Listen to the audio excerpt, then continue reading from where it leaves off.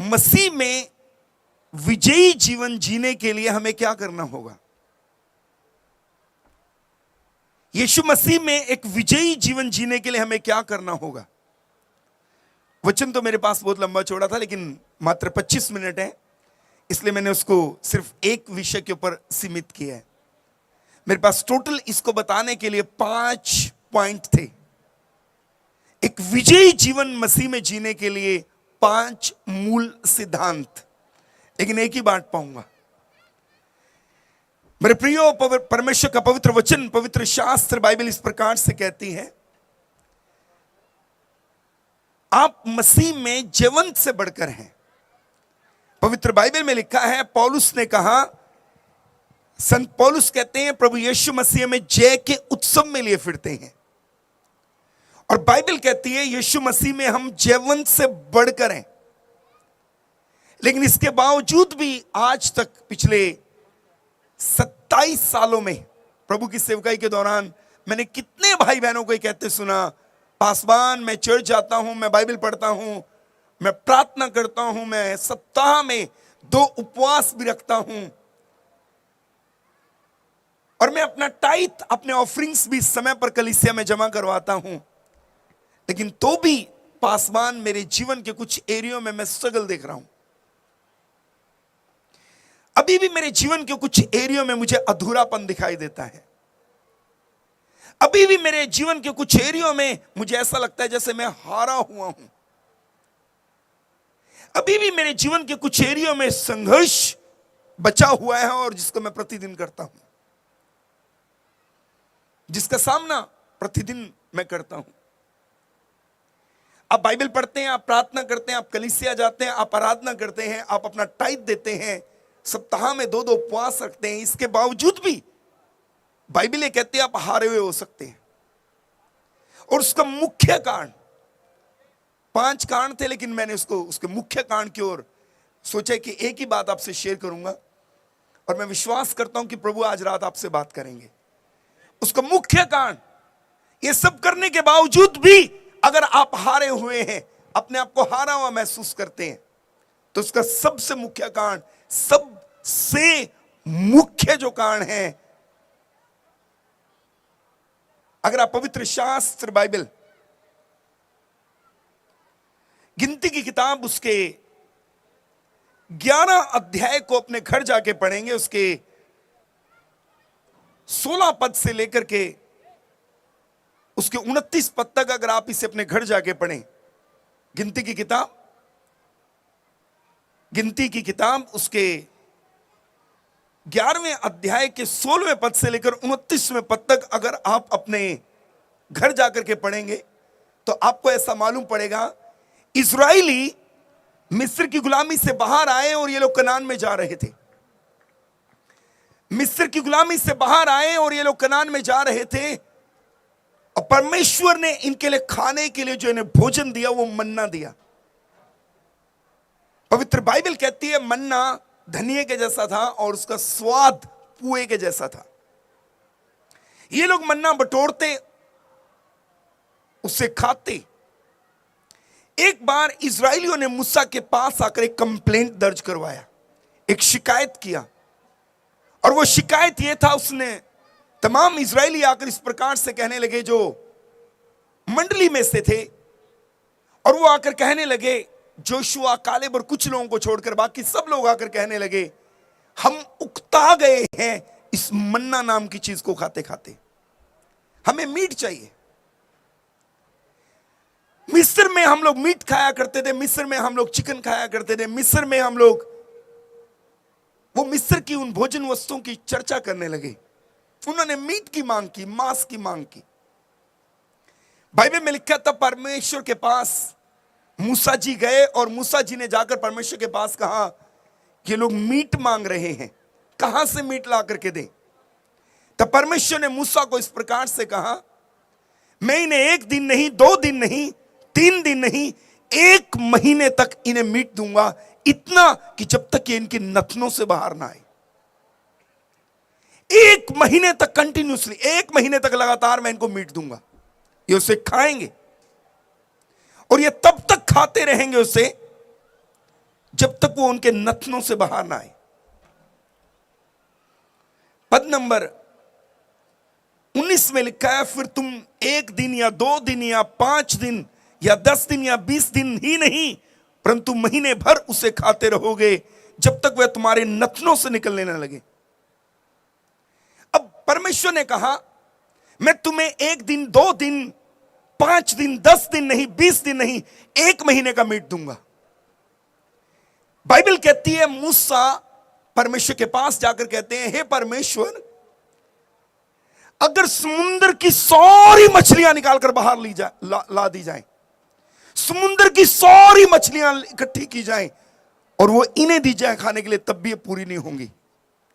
अगर जितने जानवर हमारे पास हैं वो सारे मार दिए जाएं, तब भी वो इनके लिए पूरे नहीं होंगे। 6 लाख तो इनमें सोल्जर्स हैं, सिपाही हैं। मूसा कहने लगा, परमेश्वर, 6 लाख इनके बीच में सिर्फ सोल्जर हैं, सिपाही हैं, प्यादे हैं। समुद्र की सारी मछलियां निकाल के लाओ तो भी इनके लिए पूरी नहीं होंगी। सारे जानवर जो हमारे पास है वो मार दिए जाएं तो भी इनके लिए पूरे नहीं होंगे। मैं एक पद आपके सामने रखना चाहता हूं। 23 पद में लिखा है, गिनती 11 की 23 में, यहोवा ने मूसा से कहा, क्या यहोवा का हाथ छोटा हो गया है? अब तू देखेगा कि मेरा वचन जो मैंने तुझसे कहा है वह पूरा होता है कि नहीं। आगे देखिए, BSI Bible society of India की बाइबल में 23 पद में लिखा है, खुदा ने मूसा को कहा, क्या खुदा का हाथ, क्या यहोवा का हाथ छोटा हो गया है? लेकिन जब आप ईआरवी बाइबल को पढ़ेंगे या इसके अलावा कई और अन्य अनुवादों को आप पढ़ें तो ईआरवी बाइबल में ऐसा लिखा है, ईआरवी बाइबल में ऐसा लिखा है, हे मूसा, यहां लिखा है खुदा का हाथ छोटा नहीं होगा, लेकिन वहां लिखा है, हे मूसा, तुम मुझे सीमित मत कर। ईआरवी बाइबल कहती है, परमेश्वर ने, यहोवा ने मूसा से कहा, हे मूसा, तू मुझे सीमित मत कर। दोबारा बोलना चाहता हूं तीसरी बार ताकि आप इसको समझ सकें। परमेश्वर ने मूसा से कहा, तू मुझे सीमित मत कर। बात नहीं करेंगे, रिक्वेस्ट है। परमेश्वर ने मूसा को कहा, तू मुझे सीमित मत कर। मालूम है प्रभु वहां क्या कहना चाहते हैं? प्रभु वहां कहना चाहते हैं, आए मूसा, तेरी जरूरत बड़ी है, इतनी बड़ी कि अगर समुद्र की तू कहता है सारी मछलियां आ जाएं तो भी पूरी ना होंगी। तेरी जरूरत बड़ी है, लेकिन मैं तुझे बताना चाहता हूं, मैं वो खुदा हूं जो तेरी जरूरत से भी बड़ा हूं। बोलिए हालेलुया। तू अपनी जरूरत के आगे मुझे छोटा मत कर, मुझे सीमित मत कर। मैं आपको कहना चाहता हूं मेरे प्रियो, आप मसीह में आने के बावजूद भी अगर अपने आप को हारा हारा महसूस कर रहे हैं, इसका सबसे बड़ा कारण है अपने परमेश्वर के विषय में ज्ञान ना होना, अपने प्रभु की सामर्थ के विषय में ज्ञान ना होना, अपने प्रभु के सामर्थ के कामों के विषय में ज्ञान ना होना। मैं कुछ कहना चाहता हूं बड़ी विनम्रता के साथ, आपकी बीमारी छोटी है, लेकिन आपकी बीमारी से जो आपको बाहर निकाल सकता है, बाइबल का खुदा यहोवा राफा, वो कहीं बड़ा है। आपकी जरूरत छोटी है, लेकिन आपकी जरूरतों को पूरा करने वाला बाइबल का खुदा यहोवा यिर्रे कहीं बड़ा है। आपके विरुद्ध आए हालात छोटे हैं, लेकिन हर हालात के ऊपर आपको जय जीत देने वाला यहोवा निस्सी, बाइबल का परमेश्वर कहीं बड़ा है। बोलिए हालेलुया, उच्च आवाज से बोलिए हालेलुया। अपनी सोच के द्वारा खुदा को छोटा मत करें, अपनी सोच के द्वारा खुदा को छोटा मत करें, अपने परमेश्वर के विषय में ज्ञान रखें। बाइबल में लिखा है, इस दुनिया का सबसे बड़ा ज्ञान यह है कि मनुष्य ये जान ले बाइबल का परमेश्वर कौन है और वो क्या कर सकता है। कोई जोर से ताली बजा के ऐसे महान परमेश्वर के लिए प्रभु को धन्यवाद दे। मैं कुछ कहना चाहता हूं मेरे प्रियो, अपनी जरूरतों को देखकर परमेश्वर को छोटा ना करें। पवित्र शास्त्र बाइबल इस प्रकार से कहती है, इसी गिनती की किताब के अगले कुछ अध्यायों को आप पढ़ेंगे, जब इसी के 13वें अध्याय के 32 और 33 आयत को आप पढ़ें तो वहां पर इस प्रकार से लिखा है, अगर आप 13वें अध्याय को पढ़ेंगे, 11वां अध्याय के 13वें अध्याय को पढ़ेंगे, गिनती 13 को, तो बाइबल में लिखा है इजरायली मिस्र से बाहर निकलने के बाद कनान के बॉर्डर पर चले गए, और तब मूसा ने इजरायलियों में से 12 गोत्रों में से एक एक व्यक्ति को चुना, अर्थात 12 लोगों को चुना, हर गोत्र के पीछे से एक व्यक्ति को, और उन्हें कहा जाओ और जाकर कनान का भेद लेकर आओ। वो गए कनान का भेद लेने के लिए। पवित्र शास्त्र बाइबल इस प्रकार से कहती है, वो 40 दिन तक कनान में घूम घूम कर कनान का भेद लेते रहे, और परमेश्वर का वचन कहता है इसकी 23 आयत 13 की 23 में लिखा है, जब वो कनान का भेद लेकर वापस आए तो वो अपने साथ एक अंगूरों का गुच्छा ले आए, और एक अंगूर के गुच्छे के बीच में एक डंडा डालकर दो लोग, एक लाठी डालकर 2 लोग उसको उठाकर लाए और लाकर इजरायलियों के सामने पटक दिया। और बाइबल कहती है ये 12 लोग भेद लेने गए थे, 10 जल्दी आ गए, और इन 10 लोगों ने आकर इस प्रकार से कहा, हम कभी भी कनान में एंटर ना कर पाएंगे, हम कभी भी उस देश के अधिकारी ना हो पाएंगे, हम कभी भी उस देश में नहीं जा पाएंगे। और उसका कारण उन्होंने बताया गिनती 13 की 32 और 33 आयत में। उन्होंने कहा, और उन्होंने इजरायलियों के सामने उस देश का जिसका भेद उन्होंने लिया था यह कहकर निंदा भी की, वह देश जिसका भेद हम लेने को गए थे ऐसा है जो अपने निवासियों को निगल जाता है, और जितने पुरुष हमने उसमें देखे सब बड़े डील डोल के थे। फिर हमने वहां नपीलों को, अर्थात नपीली जाति वाले अनाक वंशियों को देखा, और हम अपनी दृष्टि में उनके सामने टिड्डे के समान दिखाई पड़ते थे, और ऐसे ही उनकी दृष्टि में मालूम पड़ते थे। ये 10 लोग आए और आकर इजरायलियों को वो अंगूरों का गुच्छा, जो 2 व्यक्ति एक लाठी बीच में डालकर एक अंगूरों के गुच्छे को उठाकर लाए, पटक कर इस प्रकार से कहते हैं हम कभी वहां नहीं जा पाएंगे। और कारण क्या बताया इन्होंने? कारण बताया, इन्होंने कहा हमने वहां दानवों को देखा, हमने वहां अनाक वंशियों को देखा, हमने वहां नपीलों को देखा, और आगे इन्होंने कहा वो इतने बड़े हैं वहां के लोग, जब हमने उनसे अपनी तुलना की हम उनके सामने टिड्डे के जैसे दिखाई देते थे, अपनी दृष्टि में भी और उनकी दृष्टि में भी। पवित्र शास्त्र बाइबल को अपने घर जाके पढ़िएगा, 14वां अध्याय गिनती 14 में लिखा है, उन 10 लोगों की बातों को सुनकर समस्त मंडली का मन गल गया। एक अनुवाद में लिखा है पिघल गया, एक अनुवाद में लिखा उनको हृदय टूट गया, और उन्होंने 3 काम किए, मूसा की निंदा की, परमेश्वर की निंदा की और उस देश की निंदा की, और उन्होंने ठान लिया कि हम एक नया अगुआ बनाएं और वापस मिस्र को लौट जाएं। 2 लोग बाद में आए, एक का नाम जोशुआ था, दूसरे का नाम कालेब, और उन्होंने आकर इस प्रकार से कहा, कालेब ने, हिंदी की बाइबल में लिखा, प्रजा को चुप कराने की मनसा से इस प्रकार से कहा, कालेब ने कहा जो इन लोगों ने कहा है वो सही है, कोई गड़बड़ नहीं है।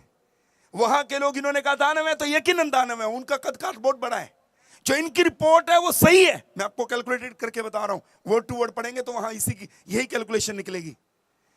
कालेब ने आके कहा, जोशुआ और कालेब बाद में आए, कालेब ने कहा यकीनन जो ये 10 कह रहे हैं सत्य है।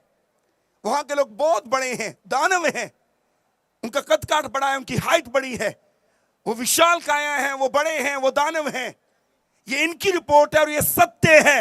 लेकिन कालेब कहना चाहता है एक और रिपोर्ट इनकी रिपोर्ट के ऊपर मेरे पास है जो महासत्य है, और वो ये है, वहां के लोग बड़े हैं, उनका कद काठ बड़ा है, उनकी हाइट बड़ी है, लेकिन मेरी रिपोर्ट ये है, तुम्हारे पितरों के परमेश्वर ने तुमसे प्रॉमिस किया था मैं तुम्हें कनान लेकर दूंगा। अगर तुमने उनसे लड़ना है तो तुम उनसे अपनी तुलना उनके साथ करो, अगर तुमने उनसे लड़ना है तो तुम उनके साथ अपनी तुलना करो, लेकिन तुम्हारे पितरों के परमेश्वर ने कहा मैं तुम्हें कनान लेकर के दूंगा। वहां के लोग बड़े हैं, ये सत्य है, लेकिन इससे बड़ा सत्य ये है, वहां के लोगों से बड़ा हमारा परमेश्वर है। बोलिए हालेलुया। इससे बड़ा सत्य ये है, जिसने हमें कनान लेकर के देना है वो उनसे बड़ा है। बोलिए हालेलुया। कालेब ये कहना चाह रहा था, अगर तुम उनसे अपनी तुलना करोगे कि तुम छोटे हो और बड़े हो, अगर तुलना करनी ही है अपने परमेश्वर की तुलना करो उनके साथ। हिंदी की बाइबल में लिखा है इजरायलियों की ओर से उनका परमेश्वर लड़ता था। मैं बड़ी विनम्रता के साथ आज की रात आपको ये कहना चाहता हूं मेरे प्रियो, आप बाइबल पढ़ने के बाद, प्रार्थना करने के बाद, कलीसिया जाने के बाद, टाइट देने के बाद भी अपने जीवन में हारे हुए हो सकते हैं। उसका कारण ये ही है, अगर आपने कलीसिया जाने के बाद, प्रार्थना करने के बाद, आराधना करने के बाद, वचन पढ़ने के बाद, टाइट देने के बाद, उपवास रखने के बाद भी अपनी सोच को अपने परमेश्वर को लेकर नहीं बदला, तो आप हार सकते हैं। आपको हर रोज अपने आप को याद दिलाना है, मेरा परमेश्वर कौन है। बोलिए हालेलुया। आपको मालूम है हमारा परमेश्वर कौन है? हमारा परमेश्वर वो है जो असंभव बातों को संभव करता है, जो चीजें नहीं है वो उनका नाम लेकर के बुलाता है। हमारा परमेश्वर वो है जिसने तारों का नाम, एक एक तारे को गिनकर उनका नाम रखा हुआ है। हमारा परमेश्वर वो है जिसने समुद्र के पानी को अपने हाथ की हथेली में उसका वजन माप के रखा है, वो कितना है। हमारा परमेश्वर वो है जो चीजें नहीं है वो उनको नाम लेकर के बुलाता है। बोलिए हालेलुया। जोर से बोलिए हालेलुया। ऊंची आवाज से बोलिए हालेलुया। हमारा परमेश्वर वो है जो समुद्र को दो हिस्से करता है। हमारा परमेश्वर वो है जो पानी को फाड़ता है, पानी पे चलता और पानी पे चलाता भी है। कोई जोर से ताली बजा के प्रभु को धन्यवाद दे। ताली छोटी है, और जोर से ताली बजा के प्रभु को धन्यवाद दे।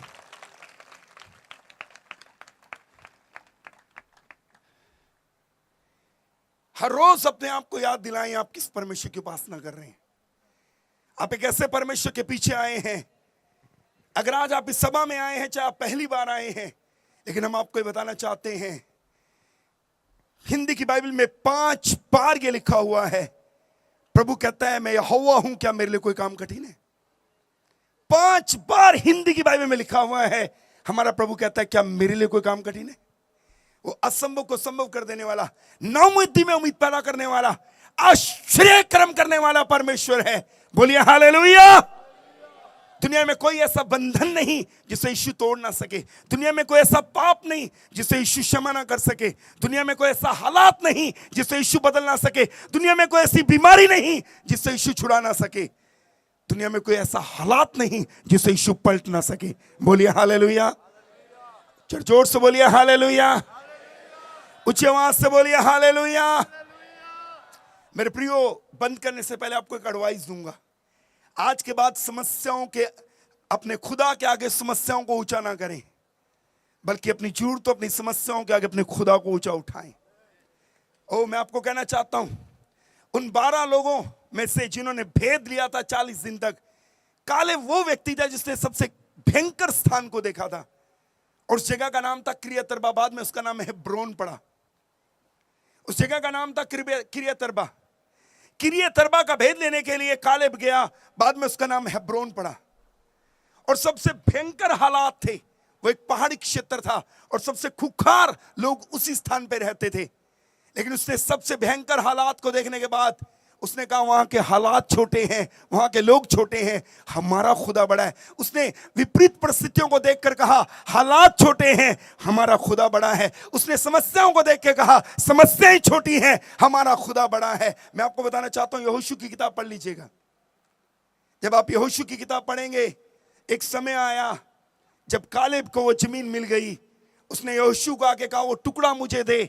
जब मैं एक अच्छी खबर अच्छे हृदय से लेकर आया, तब परमेश्वर ने मूसा के द्वारा कहा था जिस जगह का मैं भेद लेकर आया हूं वो मेरी होगी, अब वो जमीन का टुकड़ा मुझे दे। आमीन। और कालेब ने आकर, बंद कर दो, मैंने सोचा आमीन इसलिए कि बंद करना। उसने कहा मैं एक अच्छे हृदय से खबर लेकर आया था, अब वो जमीन का टुकड़ा मुझे दे दे। और बाइबल कहती है कालेब गया और उसने हेब्रोन को जीत लिया। कुछ कहना चाहता हूं, आगे देखिए प्लीज। कालेब ने सबसे भयंकर हालात देखकर कहा ये हालात छोटे हैं, ये परिस्थितियां छोटी हैं, आगे लोग छोटे हैं, मेरा खुदा बड़ा है। उसने समस्याओं के आगे, मुश्किलों के आगे अपने खुदा को ऊंचा उठाया। उन हालातों के आगे अपने खुदा को ऊंचा उठाया। यहोशू की किताब पढ़ लेना। जिन हालातों के आगे उसने हालातों को छोटा और खुदा को ऊंचा किया, एक दिन वो हालात कालेब के पांव के नीचे थे, वो जमीन कालेब के पांव के नीचे थी। यही है जीत का सिद्धांत। साथ वाले को बोलिए यही है जीत का सिद्धांत। कोई जोर से बोलिए हालेलुया। जोर से बोलिए हालेलुया। परमेश्वर ने मूसा को कहा अपनी जरूरत के आगे मुझे सीमित मत कर, अपनी जरूरत के आगे मुझे सीमित मत कर, मैं तेरी जरूरत से बड़ा तेरी जरूरतों को पूरा करने वाला परमेश्वर हूं। बोलिए हालेलुया, ऊंचे आवाज से बोलिए हालेलुया। बोलो यीशु मसीह नासरी के नाम की। वचन में लिखा है परमेश्वर ने समुद्र की ओर से एक हवा बहाई, उड़ा के बटेरों को ले आया। एक छोटा बच्चा भी उसको पकड़ सकता था। मैं कुछ कहना चाहता हूं, परमेश्वर के पास आपकी मदद के लिए केवल धरती नहीं स्वर्ग भी है। बोलिए आमीन, ऊंची आवाज से बोलिए आमीन, और जोर से बोलिए आमीन। ये जीत का सिद्धांत है मेरे प्रियो। किसी ने बड़ा प्यारा अच्छा गीत गाया, ये मत कहो खुदा से मेरी मुश्किलें बड़ी हैं, इन मुश्किलों से कह दो मेरा खुदा बड़ा है। मैं आपको कहना चाहूंगा आज से इस जीत के सिद्धांत को अपने साथ लेकर के जाएं। ये पूरा सिद्धांत संपूर्ण पवित्र शास्त्र बाइबल में अप्लाई होता है। हमारी बाइबल में लिखा है, जब आप परमेश्वर के पवित्र वचन को पहला शामुल को पढ़ेंगे, वहां पर लिखा है एक विशाल काया व्यक्ति आया, उसका नाम है गोलियत। एक विशाल काया व्यक्ति आया, उसका नाम है गोलियत। और पवित्र शास्त्र बाइबल कहती है वो एक पहाड़ी के ऊपर खड़ा हुआ और उसने इजरायलियों को एक चुनौती दी। उसने कहा इजरायलियों को, पहला शामुल की किताब उसके 16, 17, 18 अध्याय को आप अपने घर जाके पढ़ेंगे, आपको मालूम पड़ेगा। एक व्यक्ति आया फिलिस्तीयों की ओर से एक व्यक्ति आया और एक पहाड़ी के ऊपर खड़ा हुआ और उसने इजरायलियों को चुनौती दे दी। एक विशाल काया व्यक्ति, उसने इजरायलियों को चुनौती दे दी, तुम में से एक व्यक्ति आए मुझसे लड़े, अगर तुम हार गए तुम हमारे गुलाम हो जाना, अगर मैं हार गया हम तुम्हारे गुलाम हो जाएंगे। पवित्र शास्त्र बाइबल में अगर आप नोट करना चाहें नोट कर सकते हैं, ये गत के गोलियत की हाइट 9 फुट से ज्यादा लिखी है। 57 किलो इसके भाल, इस 57 किलो उसकी जैकेट का वजन है जो उसने जैकेट पहनी है। 7 किलो इसके भाले की चोंच का वजन लिखा है। 9 फुट से ज्यादा इसकी हाइट है, 57 किलो से ज्यादा इसकी जैकेट का वेट है और 7 किलो से ज्यादा इसके भाले की चोंच, भाले का नहीं सिर्फ चोंच का वजन है। एक गोलियत नाम के विशाल काय व्यक्ति ने एक पहाड़ी के ऊपर खड़ के इजरायलियों को चुनौती दी, तुम में से एक व्यक्ति आके मुझसे लड़े, तुम हारे तुम हमारे गुलाम, मैं हारा हम तुम्हारे गुलाम। पवित्र शास्त्र बाइबल में ऐसा लिखा है, उस गोलियत की चुनौती को सुनकर इजरायली थरथराने लगे। पवित्र शास्त्र बाइबल पहला शामुल की किताब 17 अध्याय के 11 पद में लिखा है, उस फिलिस्ती की बातों को सुनकर शाऊल और समस्त इजरायलियों का मन कच्चा हो गया और वह अत्यंत डर गए। शाऊल इतना हाइट में ऊंचा था, बाकी लोग उसके कंधे तक आते थे। इजरायलियों में शाऊल इतना ऊंचा था हाइट में, बाकी लोग उसके कांधे तक आते। लेकिन ये 11 पद में लिखा है, 17 के 11 में लिखा है, शाऊल और समस्त इजरायली गोलियत की बातों को लेकर अत्यंत डर गए और उनका मन कच्चा हो गया। मैं आपको कुछ कहना चाहता हूं, एक सिद्धांत आपके साथ शेयर कर रहा हूं मैं, इसके ऊपर ध्यान दें आप। ये इजरायली मालूम है क्यों डर गए? ये इजरायली मालूम है क्यों डर गए? ये इजरायली इसलिए डर गए क्योंकि सारे इजरायली पहाड़ी के ऊपर खड़ करके गोलियत की मेजरमेंट लेकर आते थे। ये गोलियत को ही देखते रहते थे, सारे इजरायली गोलियत को देखते रहते थे। और मैं दृढ़ता से कहता हूं, बाइबल में तो नहीं लिखा पर मेरा विश्वास है ये आपस में बात करते होंगे एक दूसरे के साथ, क्या तूने इतना बड़ा भाला देखा? क्या तूने इतनी बड़ी तलवार देखी? क्या तूने इतनी बड़ी ढाल देखी? क्या तूने इतनी बड़ी जैकेट देखी? क्या तूने इतना बड़ा हाइट का व्यक्ति देखा? ये आपस में बातचीत करते होंगे, अरे ढाल तो देखो, अरे भाला तो देखो, अरे तलवार तो देखो कितनी बड़ी है। ये गोलियत के ऊपर आवश्यकता से ज्यादा ध्यान केंद्रित किए हुए थे। इनका ज्यादा फोकस गोलियत था, ये उसके ऊपर ज्यादा ध्यान दे रहे थे, उसके ऊपर ज्यादा अपना ध्यान केंद्रित किए हुए थे। मैं आपको कहना चाहता हूं, एक छोटा बच्चा आ गया है जिसका नाम दाऊद है। उसने कहा मैं इसे मार दूंगा, मैं इसे मार दूंगा। और जो मारने के लिए दाऊद गोलियत को मारने के लिए मैदान में गया, पवित्र शास्त्र बाइबल ऐसा कहती है, उसने जाते समय एक बात कही थी और वो बात जीत का सिद्धांत थी। और वो बात ये थी, उसने कहा मैं सेनाओं के यहोवा के नाम से तेरे पास आता हूं। दाऊद ने कहा गोलियत को, मैं सेनाओं के यहोवा के नाम से तेरे पास आता हूं। इस बात को जानने के लिए मुझे अनेक प्रकार की बाइबलों को पढ़ना पड़ा, अनेक प्रकार की स्टडी को करना पड़ा। दाऊद ने ऐसा क्यों कहा, मैं सेनाओं के यहोवा के नाम से तेरे पास आता हूं? एक बाइबल में से मुझे इसका रेफरेंस मिला, फुटनोट में लिखा था, बाइबल के नीचे, स्टडी बाइबल के फुटनोट में लिखा था, पैराग्राफ में लिखा था, दाऊद ने ऐसा इसलिए कहा गोलियत को देखकर कि मैं सेनाओं के यहोवा के नाम से तेरे पास आता हूं। उसका एक्चुअल कारण यह था, दाऊद ये कहना चाह रहा था, आए गोलियत, तेरा भाला बड़ा होगा, तेरी तलवार बड़ी होगी, तेरी ढाल बड़ी होगी, तेरी हाइट बड़ी होगी, तेरा टॉप बड़ा होगा, लेकिन मैं जिसके नाम से आता हूं वो तुझसे भी बड़ा है। क्या कोई जोर से ताली बजा सकता है? क्या कोई जोर से ताली बजा सकता है? और जोर से, और जोर से हाथों को उठाकर, और जोर से। आपको मालूम है आप अभी ताली बजा रहे हैं, आपके बंधन टूट रहे हैं, आपकी बीमारी आपको छोड़ के जा रही है, आपके हालात पलट रहे हैं। परमेश्वर पवित्र आत्मा के द्वारा आपके जटिल से जटिल समस्याओं के ऊपर चोट मार रहा है और वो पलट रही हैं। बोलिए हालेलुया, जोर से बोलिए हालेलुया, ऊंची आवाज से बोलिए हालेलुया। दाऊद ये कहना चाहता है, तू बड़ा होगा, तेरी भाला बड़ा होगा, तलवार बड़ी होगी, ढाल बड़ी होगी, तेरी हाइट बड़ी होगी, तेरा टॉप भी बड़ा हो सकता है। जिसके नाम से मैं आता हूं वो तुझसे भी बड़ा है। बोलिए आमीन, जोर से बोलिए आमीन। एक परमेश्वर के महान सेवक ने इस प्रकार से कहा, गोफन दाऊद का था, पत्थर दाऊद का था, निशाना खुदा का था। ताली नहीं बजाते, आप कंजूसी करते हैं।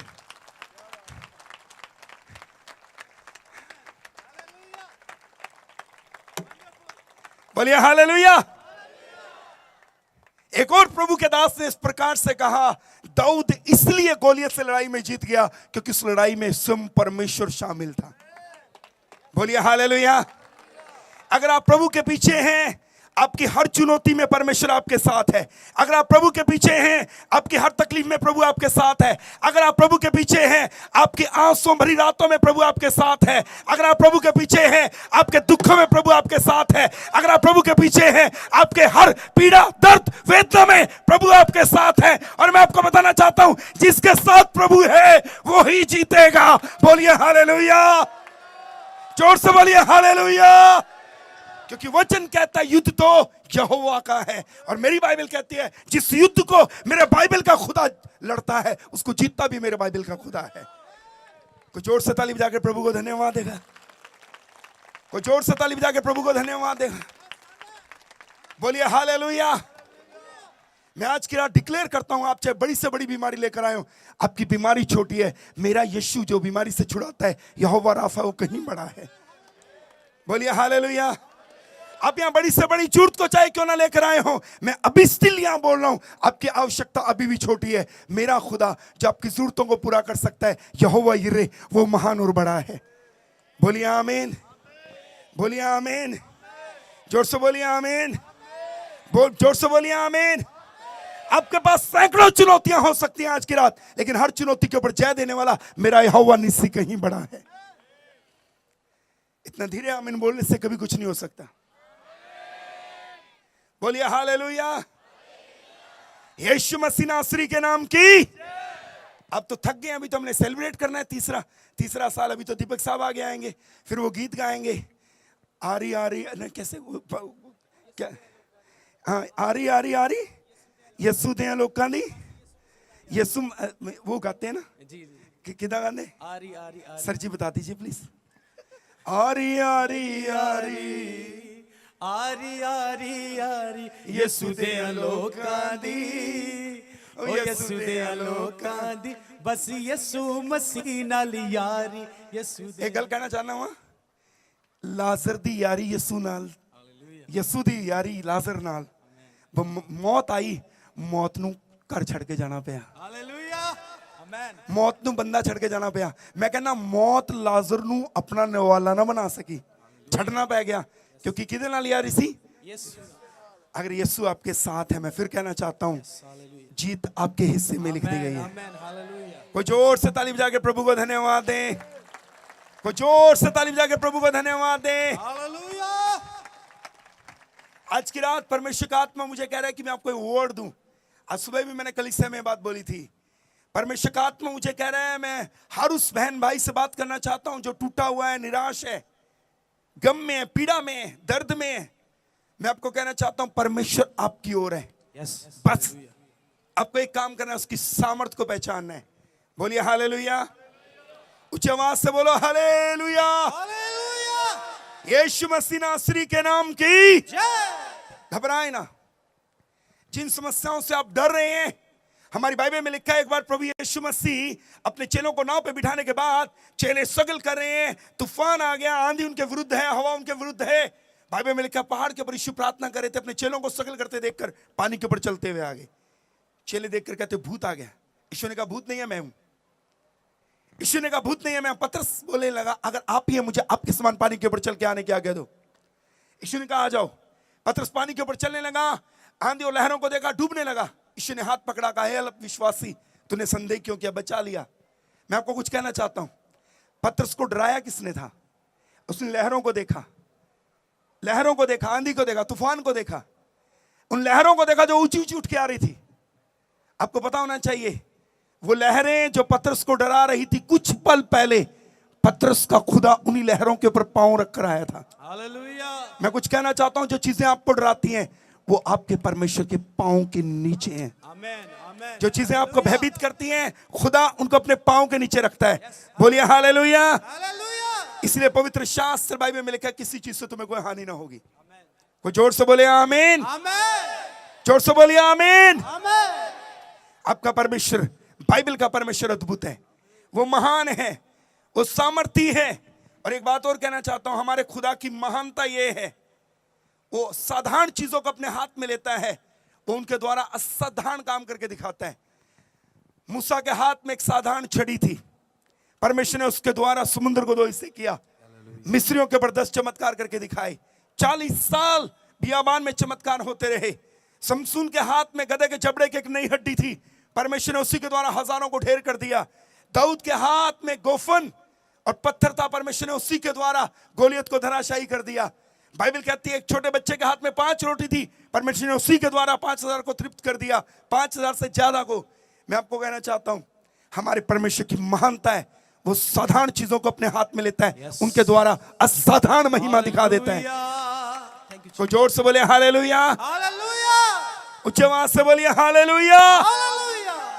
यीशु मसीह नासरी के नाम की परमेश्वर आपसे प्यार करता है। अपने परमेश्वर की सामर्थ को पहचानो, वो अद्भुत खुदा है, उसके समान ना तो कोई था, ना है, ना कभी कोई होगा। बोलिए आमीन, उच्च आवाज से बोलिए आमीन, और जोर से बोलिए आमीन। आप चुने हुए हैं, आप उसके द्वारा बुलाए गए। आखिरी 2 मिनट रह गए मेरे, मैं बंद करना चाहता हूं। इस स्थान के ऊपर बैठा हुआ हर व्यक्ति प्रेशियस है। मैं आपको दोबारा बोलना चाहता हूं, यशायाह 43 और उसके 4 पद में प्रभु ने कहा मेरी दृष्टि में तो अनमोल और प्रतिष्ठित है। मैं आपको कहना चाहता हूं आप बहुत बेशकीमती हैं परमेश्वर के किंगडम के लिए, आप बहुत बहुमूल्य हैं परमेश्वर के राज्य के लिए। आप में से कई ऐसे भाई बहन आज यहां हैं, मैं आपको बताना चाहता हूं जिन्हें यह पहचानने की जरूरत है कि प्रभु ने मुझे किस लिए चुना, बुलाया, प्रभु ने मुझे क्यों प्रभु ने मुझे नाम लेकर पुकारा। मैं आपको कहना चाहता हूं प्रभु, चाहे आप एक साधारण व्यक्ति हैं, चाहे आपके पास ज्ञान की कमी है, चाहे आप देखने में सुंदर नहीं है, चाहे आपके पास अच्छी शिक्षा नहीं है, चाहे आपकी फैमिली बैकग्राउंड बहुत अच्छी नहीं है, मैं आपको कहना चाहता हूं चाहे आपका पालन पोषण एक निम्न स्तर के परिवार में, माने गरीबी के हालात में हुआ, चिंता ना करें, फिक्र ना करें। हमारे परमेश्वर की महानता है, हमारे परमेश्वर की महानता है। हो सकता है मैं भी यहां पर कुछ लोग ऐसे हों जिन्हें समाज ने रिजेक्ट कर दिया है। आप नेग्लेक्टेड हो सकते हैं, आप रिजेक्टेड हो सकते हैं, लेकिन कमाल की बात बताना चाहता हूं, हमारे परमेश्वर की महानता है, संसार में नेग्लेक्टेड और रिजेक्टेड परमेश्वर के यहां सिलेक्टेड हैं। आमेन, हालेलुया, बोलिए हालेलुया, हालेलुया। वो अद्भुत परमेश्वर है। अगर आप इतिहास को उठा करके देखें, बेनी हिन बोलने में सही नहीं था, वो तुतलाता था। मूसा बोलने में स्पष्ट नहीं था, उसने कहा मेरी आवाज ठीक नहीं है। एस्तर गुलाम थी, रूत के ऊपर 10 पीढ़ियों का श्राप था, यिप्त्याह वेश्या का लड़का था। अगर आप इतिहास को उठा करके देखें, सिटी स्टड एक प्रभु का महान दास हुआ, उसके पांव के जूते बाजार में नहीं मिलते थे, इतने बड़े पांव थे उसके। मैं आपको कहना चाहता हूं जॉन बुनियन एक ठठेरा था जिसने बाइबल के बाद दुनिया की सबसे उत्तम किताब लिखी, मसीह मुसाफिर। मैं आपको बड़ी विनम्रता से कहना चाहता हूं, ओ स्मिथ विगलेसवर्थ जिसके द्वारा प्रभु ने इंग्लैंड में 10 मुर्दों को जिंदा किया, वो प्लम्बर था। मैं आपको कहना चाहता हूं, हमारे परमेश्वर की महानता है, वो साधारण लोगों को अपने हाथ में लेता है, उनके द्वारा असाधारण महिमा को प्रकट कर देता है। कोई ताली बजा के प्रभु को धन्यवाद दे, कोई ताली बजा के प्रभु को धन्यवाद दे। वो साधारण लोगों को अपने हाथ में लेता है, उनके द्वारा असाधारण महिमा प्रकट करके दिखा देता है। बोलिए आमीन, कोई जोर से बोलिए आमीन, कोई जोर से बोलिए आमीन। हर रोज अपने सुबह उठने के बाद अपने आप को याद दिलाओ, मेरा बाइबल का खुदा कौन है, मेरा परमेश्वर कौन है। अपने आप को याद दिलाओ, मेरा खुदा कौन है। परमेश्वर ने मूसा को कहा, अपनी जरूरत के आगे मुझे सीमित मत कर। मूसा कहता है, समुद्र की सारी मछलियां ले आओ तो भी कम पड़ेगी। प्रभु ने कहा, सुन, तेरी जरूरत बड़ी हो सकती है, लेकिन जरूरत से बड़ा मैं हूं जो जरूरत को पूरा कर सकता हूं। बोलिए आमीन। आए अपनी आंखों को बंद करें।